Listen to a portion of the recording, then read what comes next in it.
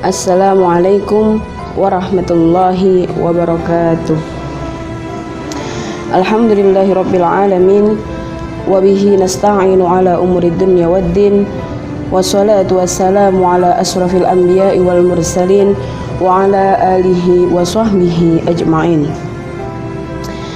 Sahabat Hikmah Jumat yang dirahmati Allah, bulan Rabiul Awal sering kita kenal dengan sebutan Syahrul Maulid atau bulan Maulid, yaitu bulan kelahiran Nabi Muhammad SAW yang bertepatan pada tanggal 12 Rabiul Awal. Sudah sepantasnya kita sebagai seorang muslim menyambut gembira atas datangnya bulan Rabiul Awal, yaitu bulan kelahiran Nabi Muhammad SAW, sebagai salah satu bentuk kecintaan kita atau kerinduan kita terhadap Nabi Muhammad. Kenapa kita harus bahagia menyambut bulan Rabiul Awal? Seperti dikisahkan dalam kitab Fathul Bari, seorang paman Nabi Muhammad yang bernama Abu Lahab.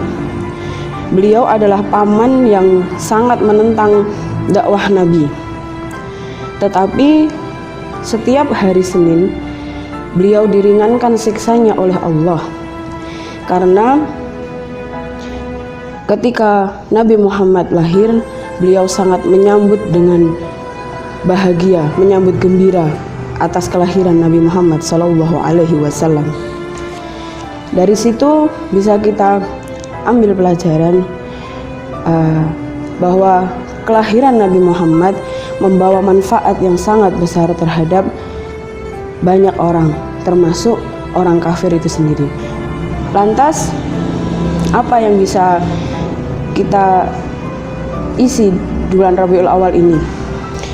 Tentunya kita bisa mengisi bulan ini dengan hal-hal yang positif, hal-hal yang memberi banyak manfaat, yang tentunya bisa memberi dampak positif bagi kita sendiri maupun orang lain. Yang pertama, kita bisa isi dengan memperbanyak membaca sholawat.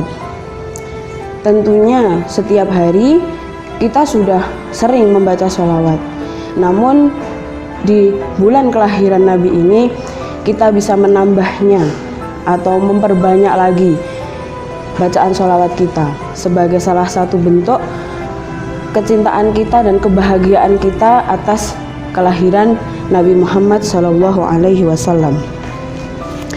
Kenapa harus dengan bersolawat?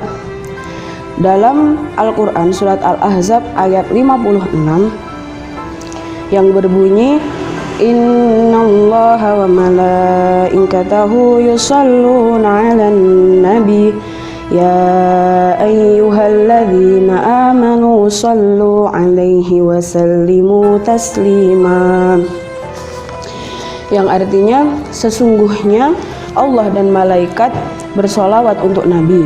Wahai orang-orang yang beriman, bersolawatlah kamu untuk Nabi dan ucapkanlah salam dengan penuh penghormatan kepadanya. Allah dan malaikat saja bersolawat untuk Nabi. Kita sebagai umat Nabi Muhammad tentunya harus lebih memperbanyak membaca solawat. Kedua, kita bisa mengisi bulan Maulid ini dengan membaca buku-buku sirah atau mendengarkan ceramah-ceramah yang berkisah tentang keteladanan Nabi Muhammad SAW. Di bulan ini biasanya menjadi momen untuk masjid-masjid ataupun daerah-daerah mengadakan kajian ataupun pengajian yang biasanya isi ceramahnya berisi tentang sifat-sifat atau keteladanan Nabi Muhammad SAW. Dari kita membaca, mendengar, kita bisa mengkaji kembali dan bisa mengaplikasikan dalam kehidupan kita sehari-hari. Tentunya untuk diri kita sendiri, perilaku kita ataupun untuk kita berdakwah. Di sini saya mengambil contoh beberapa keteladanan Nabi Muhammad. Yang pertama, sifat jujur beliau. Beliau dikenal dengan sifat jujurnya ketika beliau menjadi seorang pedagang. Sifat jujur Nabi Muhammad ini bisa kita jadikan muhasabah diri. Sudahkah kita berperilaku jujur, berkata jujur, dan sudahkah kita jujur dalam kehidupan sehari-hari maupun dalam kita berdakwah? Lalu yang kedua, sifat bijaksana.